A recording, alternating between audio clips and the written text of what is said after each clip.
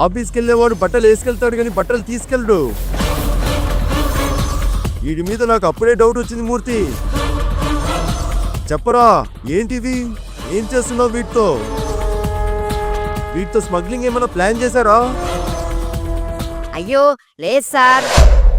మరి బ్యాగ్ నిండా బల్లీలు వేసుకుని ఏం చేస్తున్నావురా? అది మూర్తి, బ్యాగ్ తీసుకెళ్లి ల్యాబ్ లో ఇవ్వు. ఎదవలేవైనా కొత్త వైరస్ ని కనిపెడుతూ ఉండొచ్చు.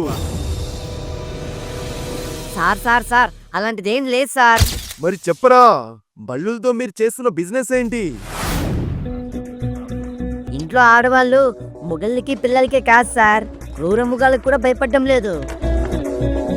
అలా దేనికి భయపడిన వాళ్ళు బొద్దింకెలకి బల్లెలకి మాత్రం చచ్చేంత భయపడతారు.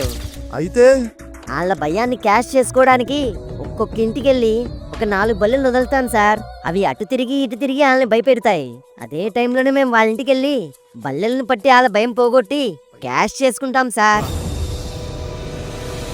మూర్తి, మార్కెట్లోకి కొత్త మాఫియా వచ్చింది.